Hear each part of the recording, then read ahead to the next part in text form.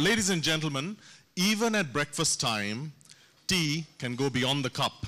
And what we are going to present to you today is how tea paired, presenting the beauty in certain types of food, and also tea, innovatively, can be presented to your guests. Now, tea is the one herb that has no cultural barrier. And so today we're going to give you tea in 3 cultures. We're going to present to you a Christmas tea. Christmas, associated with certain spices, with certain aromas, certain fragrances. Peter just walked past, took a sip, and said that the Christmas chai reminds him of his time with his grandmother in Vienna. His mother. His mother is Austrian, and the emotional memories, the connections that it brought, that was magical, that was beautiful. So a very European chai. Then Robert is going to present to you a beautiful Thai-inspired, a Thai spice-inspired chai. And finally, the chocolate chai, which I hope you're going to enjoy. I noticed quite a few people taking the chocolate cereal, not recommended at breakfast, but I know that so many of you love chocolate. So I'm going to hand over to Robert now. Thank you, Dilhan. Well, good morning, everybody. Today I've prepared this morning 3 chais for you. Now, remember on the first evening we had dinner at the Curry Leaf? Now after dinner, Janaka, the bartender from the Hilton, prepared a traditional chai for you based on tea and condensed milk. The 3 recipes I have for you are slightly adapted from the original chai recipes. I use a combination of condensed milk and whole milk, just to bring down the sweetness a little and allow me to play around with different kinds of spices. Now, as Dilhan said, 3 very different chais.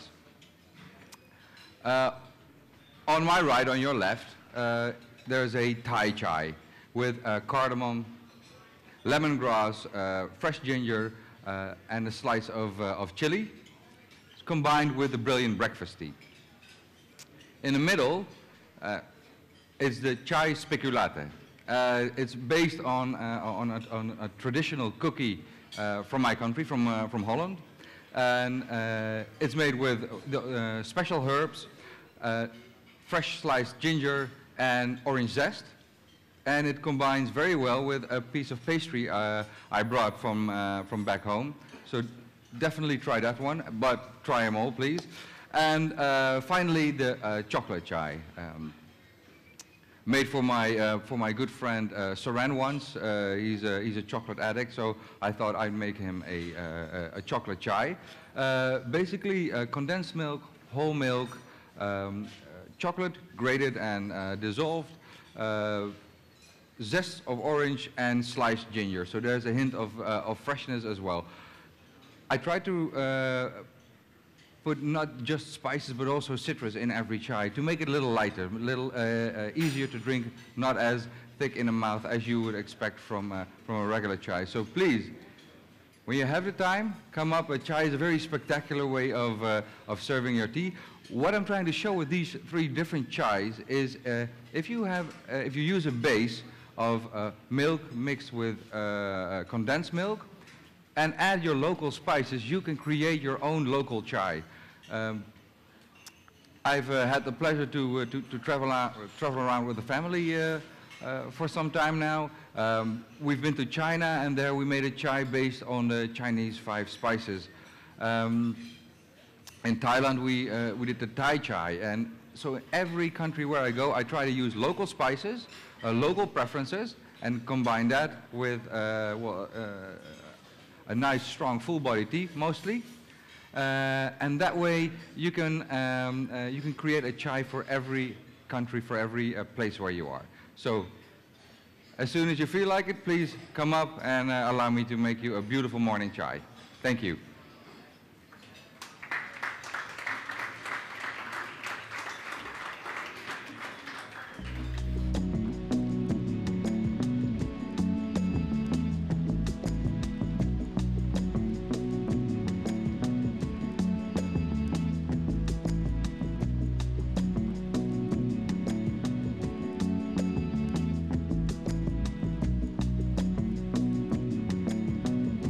Ladies and gentlemen, while Robert is preparing and serving the chais, if I might explain how you could use this to enhance your guest experience, the chai.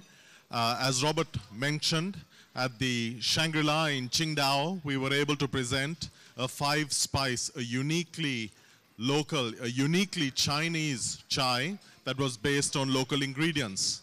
Similarly, in Jakarta, we were able to do a pandan chai using local sustainable ingredients. So you can apply the same thing virtually across many different types of spice and herb ingredients. In Holland, we were able to use the beautiful micro herbs that they have locally there. And of course, in Asia, the sky is the limit because you have so many different types of spices that you can almost do a tea that is unique to each region using cinnamon, clove. And the wonderful thing about chai, the marriage of spice, herbs, and tea, is that you have the potential to provide almost limitless combinations, really mixology in its true sense. But taking it beyond, the most important point is to remember to balance the tea with the ingredients. In any form of mixology, the harmony of taste is absolutely critical. So as Peter mentioned yesterday, the texture or the presence of the tea must be felt. You can feel it at a flavor level. So if you use, for example, in this case, using milk, you need to make sure the tea is something like a brilliant breakfast, something really strong, a small leaf tea that has good extraction and strength that comes through the milk. But beyond that, if you're using clove, for example, you use a certain tea with certain strength. If you're using lemongrass, you use a different tea because then the lemongrass picks up on different flavor notes, dulls some, enhances some. So respecting the tea always is absolutely critical. Now please, those of you who haven't tried, try it, but also try the little Dutch pastry that Robert has kindly brought along. And when you try that with the Christmas chai, you will find as you eat the pastry and you drink the chai, you will see the marriage of flavor. You will also feel the texture coming through, so you see it operating at 2 levels. Most importantly, enjoy it.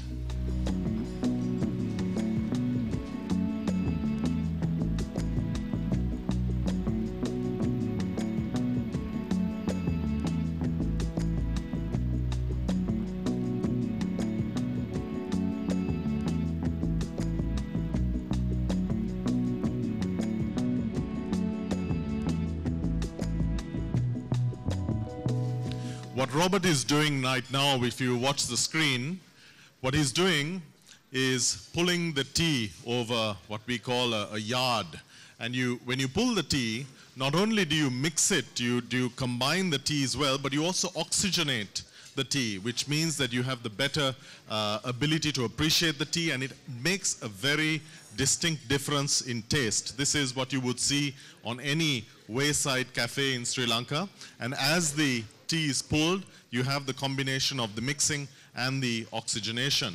I had a question about the recipes. Now we have multiple recipes for chais, and one thing I want to request is please bring your workbooks along for all the sessions, because in the workbooks you have the description of each of the different stages. Every session that we go through today and tomorrow is covered in your workbook, so you have the links to the recipes and you have also the information that you need. Now, another question I had concerning how a hotel might replicate one of these teas. You know, you can do signature chais for virtually any property. So you can do it for anyone from Houston to Macau. In fact, in Macau, we're doing some beautiful stuff with David, which is chais for the gaming floors. Macau, I think you know, is bigger than Vegas for its gaming. So we're trying to give them something to give them a little bit of peace while they're losing their money. And so with David, we've done this chai, which you will see on a number of gaming floors. So again, something engaging, because you have the possibility of a little bit of theater, doing what you see Robert doing in the counter there, plus giving the property a signature chai that might be linked to their brand personality, maybe an element in their brand, or possibly might be something based on the local ingredients. So please refer your workbooks. If you need recipes, we'll help you, we have some. But more importantly, well, we have about 300. But if you want signature recipes dedicated to particular properties, again, let us know, because we can work with you in designing them to suit local ingredients. And once again, enjoy.